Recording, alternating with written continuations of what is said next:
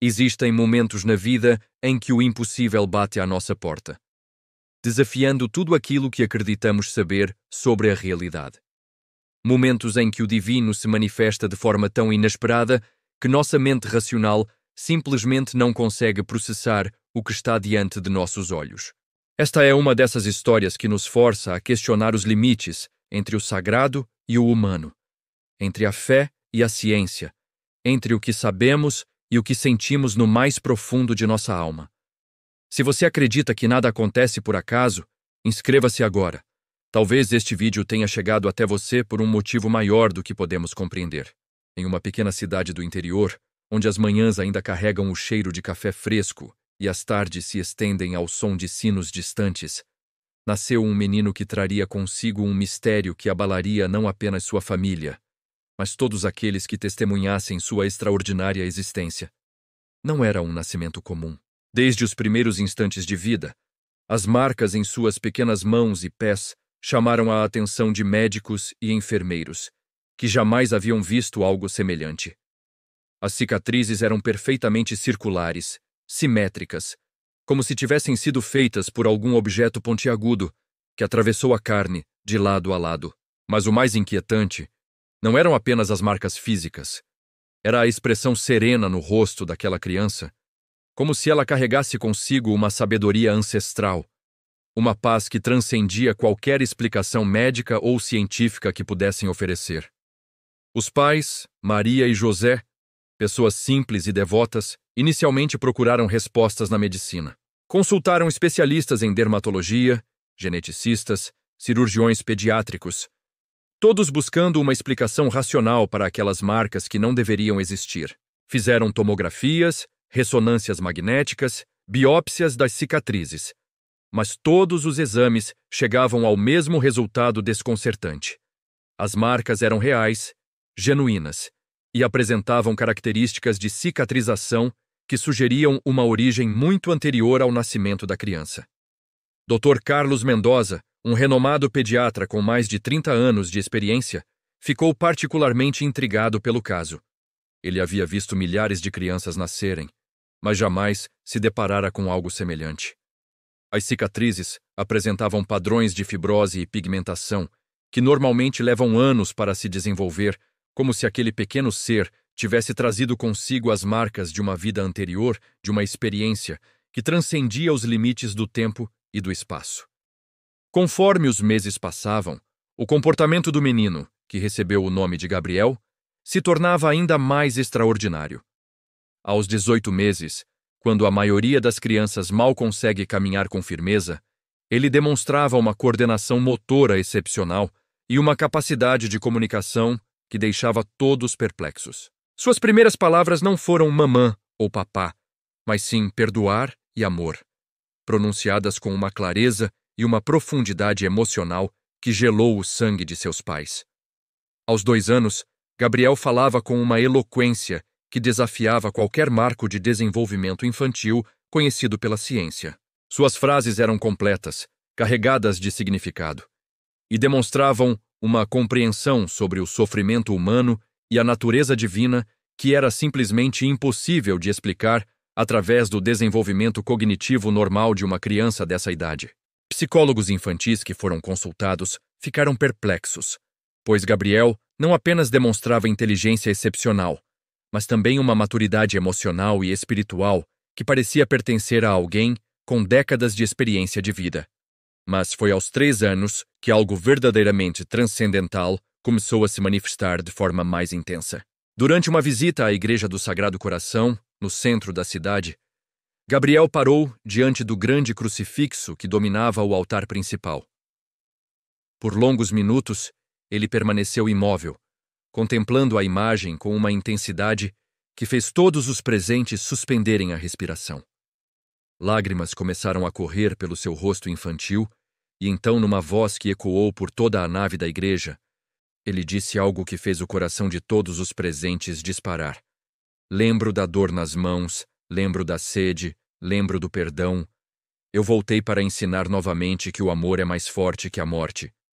As palavras ecoaram pelo templo sagrado como um sussurro divino. deixando fiéis, religiosos e até mesmo os mais céticos em estado de choque profundo e reverência involuntária. Padre Miguel, que oficiava a missa naquele momento, precisou interromper a celebração, pois suas mãos tremiam tanto que não conseguia segurar o cálice.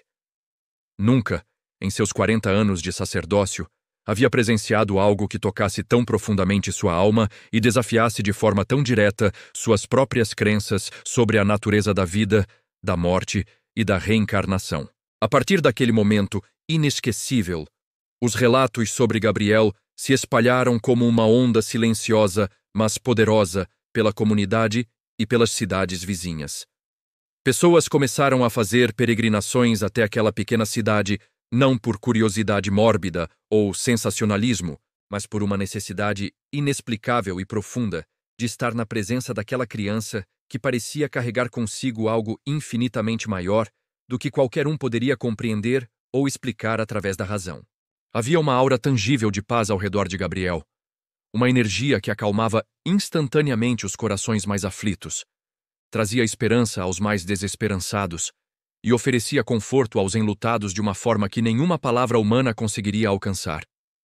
Mães que haviam perdido filhos relatavam que, após passarem alguns momentos na presença do menino, sentiam uma paz inexplicável, como se soubessem, sem sombra de dúvida, que seus entes queridos estavam bem em algum lugar além da compreensão humana. Antes de continuar, me conte nos comentários. Você acredita que algumas almas escolhem voltar para completar uma missão que ficou pendente? Escreva. Eu acredito que o amor transcende a morte. As evidências da natureza extraordinária de Gabriel começaram a se acumular de forma que desafiava qualquer tentativa de explicação racional ou científica.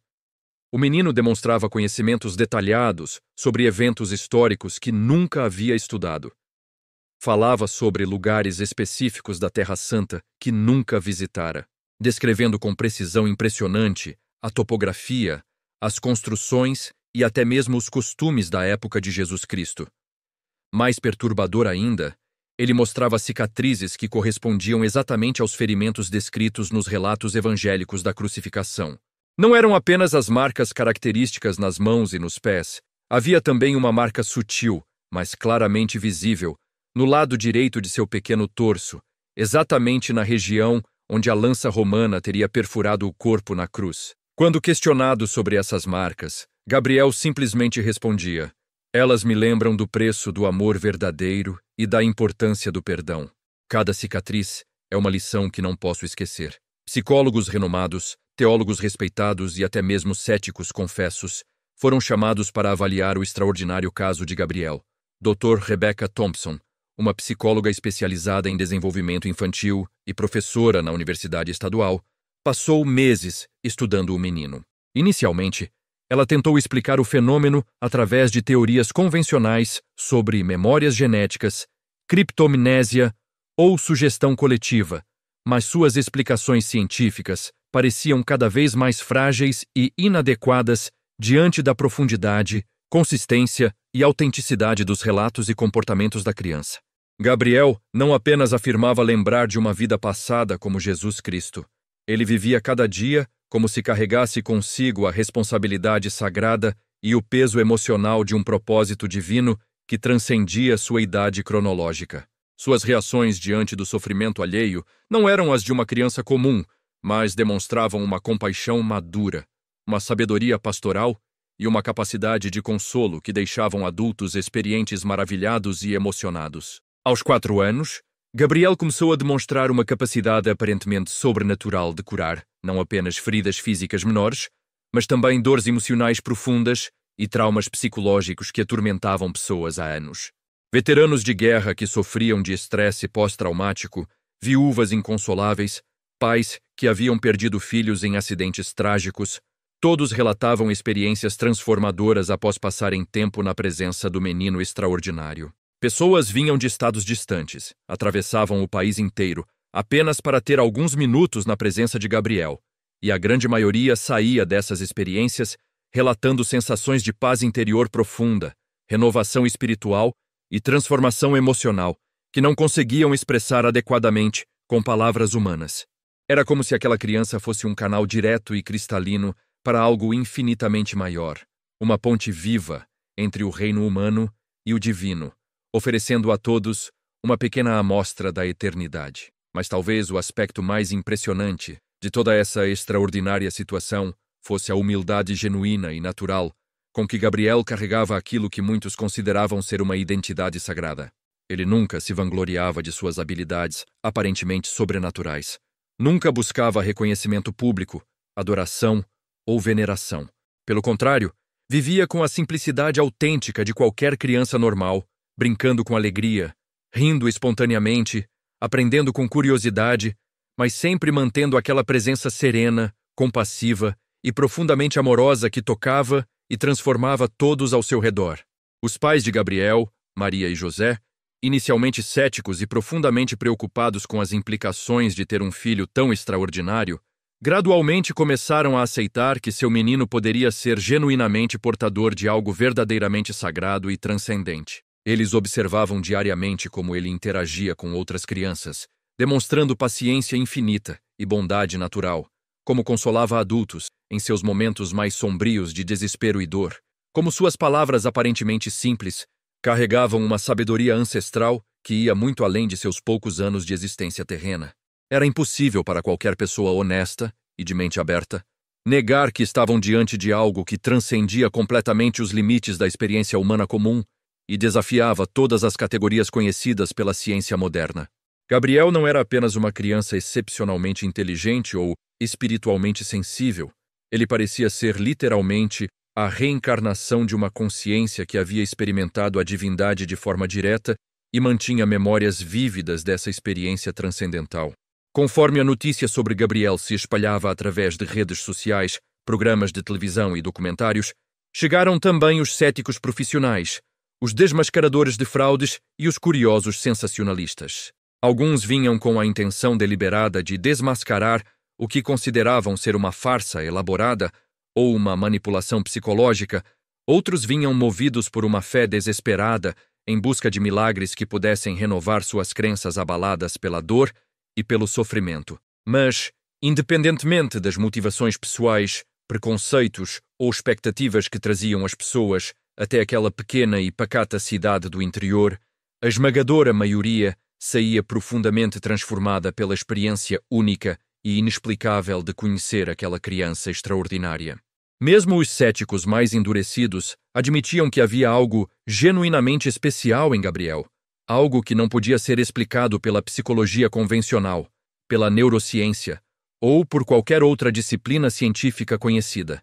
Gabriel nunca reagia com raiva ou defensividade às provocações, questionamentos hostis ou ao ceticismo agressivo que algumas pessoas traziam consigo.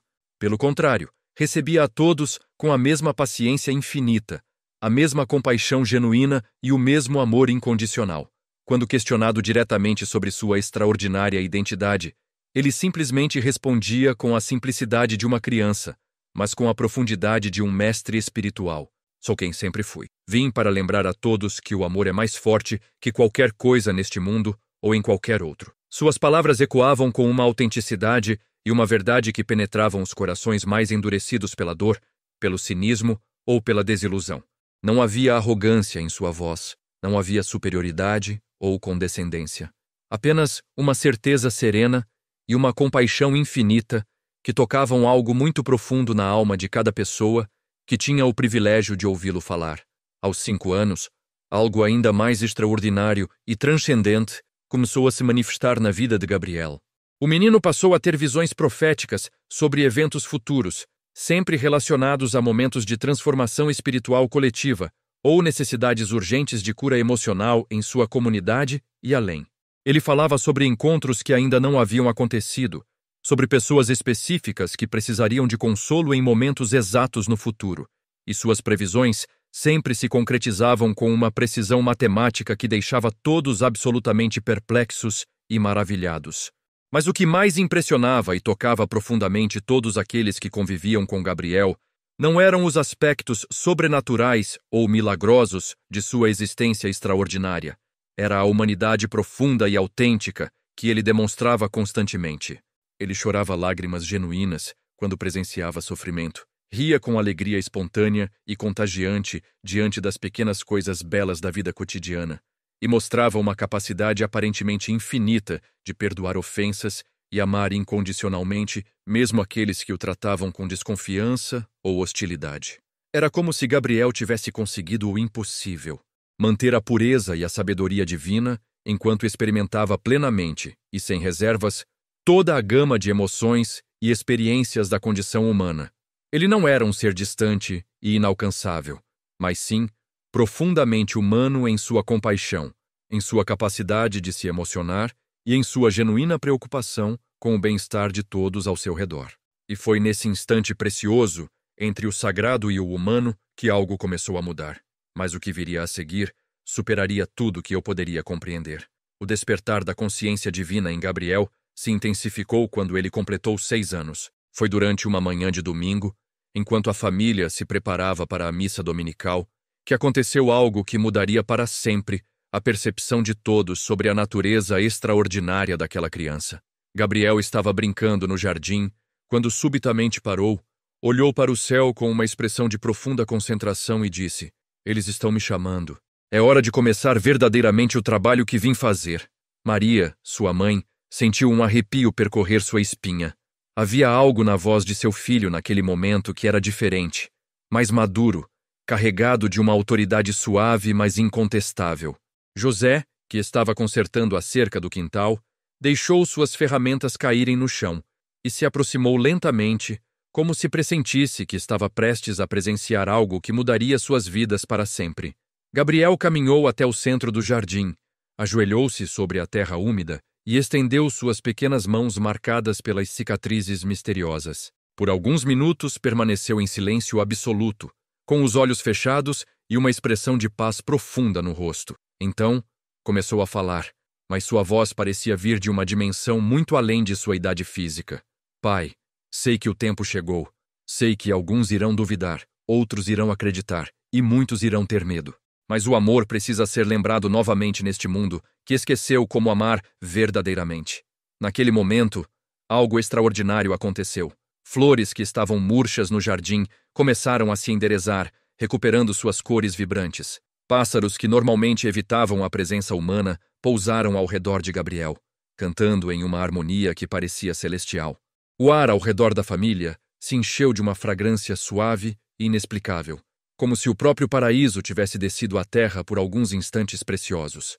Maria e José, ainda em estado de choque, observavam enquanto seu filho se levantava lentamente e caminhava em direção a eles. Suas cicatrizes, que sempre foram pálidas e discretas, agora brilhavam com uma luz suave, mas claramente visível. Gabriel abraçou seus pais com uma ternura infinita e sussurrou: "Não tenham medo. Sou o mesmo menino que vocês criaram com tanto amor, mas agora preciso ajudar outros pais a encontrarem esperança quando tudo parecer perdido." A notícia desse evento se espalhou rapidamente pela comunidade, e em questão de horas, centenas de pessoas se dirigiram à humilde casa da família. Não eram apenas curiosos ou sensacionalistas, eram pais desesperados que haviam perdido filhos, pessoas desenganadas pela medicina, indivíduos que haviam perdido completamente a fé na bondade humana e na existência de um propósito maior para suas vidas. Gabriel recebia a todos com a mesma paciência infinita. Para cada pessoa, ele tinha palavras específicas, personalizadas, como se conhecesse intimamente a dor particular que cada uma carregava. Uma mulher idosa que havia perdido seu único filho em um acidente de trabalho se aproximou dele chorando inconsolavelmente. Gabriel segurou suas mãos enrugadas com suas pequenas mãos marcadas e disse: "Seu filho está comigo, senhora Helena. Ele quer que você saiba que o amor que vocês compartilharam nunca morreu e nunca morrerá. Ele está esperando por você, mas ainda não é sua hora. Você tem muito amor para dar a outras pessoas que precisam de uma mãe." Helena parou de chorar instantaneamente. Uma paz inexplicável tomou conta de seu ser, e ela soube, sem sombra de dúvida, que havia acabado de receber uma mensagem genuína de seu filho falecido. Nos meses seguintes, ela se tornaria uma voluntária incansável em orfanatos, oferecendo amor maternal a dezenas de crianças abandonadas, cumprindo exatamente a missão que Gabriel havia descrito. Um jovem empresário, que havia perdido tudo em investimentos fraudulentos e estava considerando seriamente o suicídio, se aproximou de Gabriel com ceticismo e amargura. O menino olhou diretamente em seus olhos e disse: Marcos, sei que você perdeu dinheiro, mas não perdeu sua capacidade de recomeçar. O que você está prestes a fazer não é a solução. Sua verdadeira riqueza está na família que ainda te ama e nas pessoas que você ainda pode ajudar. Confia em mim, coisas melhores estão chegando. Marcos ficou perplexo. Ele nunca havia revelado seus planos suicidas a ninguém, e Gabriel era apenas uma criança que nunca havia visto antes. Mas havia algo na certeza daquelas palavras que o tocou profundamente. Ele decidiu adiar seus planos autodestrutivos por alguns dias, depois, por algumas semanas, e eventualmente encontrou uma nova perspectiva sobre sua vida.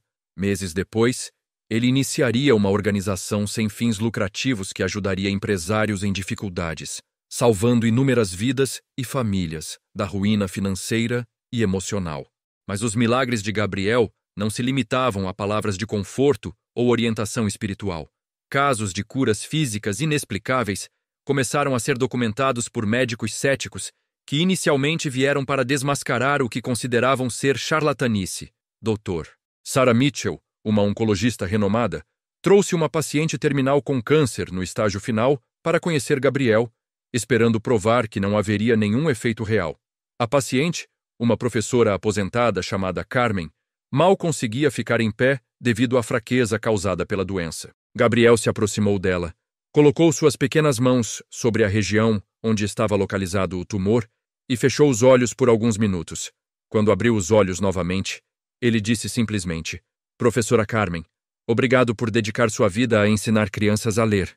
Agora você pode ensinar outras pessoas a ler o livro da vida com novos olhos. 3 dias depois, os exames de Carmen mostraram uma regressão completa do tumor.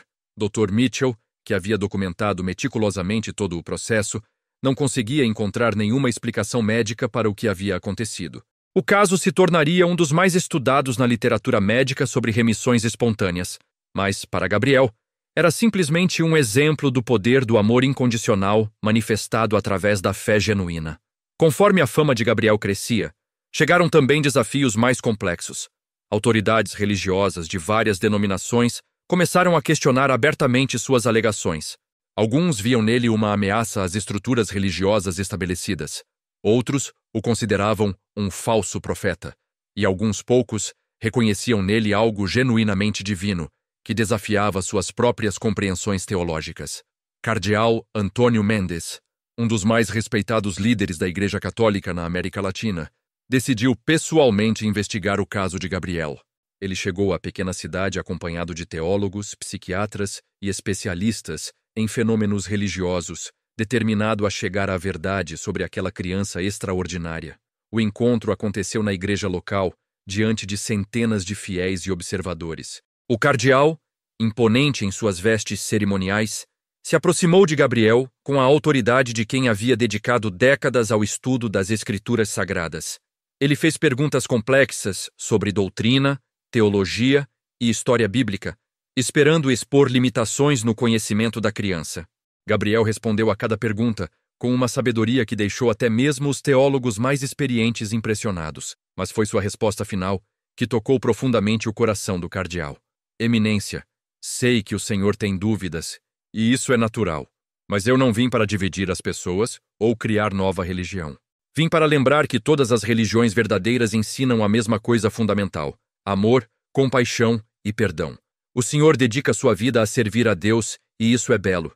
Continue servindo, mas lembre-se de que Deus ama todos seus filhos, não importa qual nome usem para chamá-lo.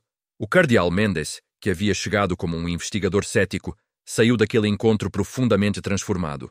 Em suas palavras posteriores, encontrei naquela criança uma pureza espiritual que não via em décadas de ministério. Se ele é ou não quem afirma ser, isso está além da minha capacidade de julgar, mas sei que Deus trabalha através dele de maneiras que desafiam nossa compreensão limitada. À medida que Gabriel crescia, suas mensagens se tornavam mais complexas e proféticas. Ele começou a falar sobre mudanças que viriam para a humanidade, sobre a necessidade de as pessoas despertarem para uma consciência mais elevada antes que fosse tarde demais.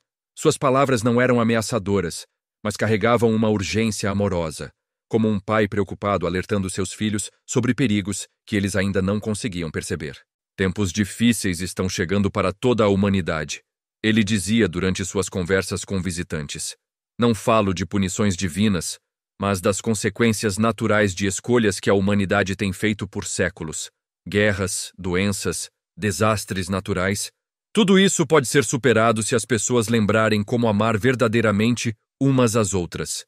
E Gabriel também começou a demonstrar conhecimentos sobre eventos científicos e tecnológicos que estavam anos à frente de seu tempo.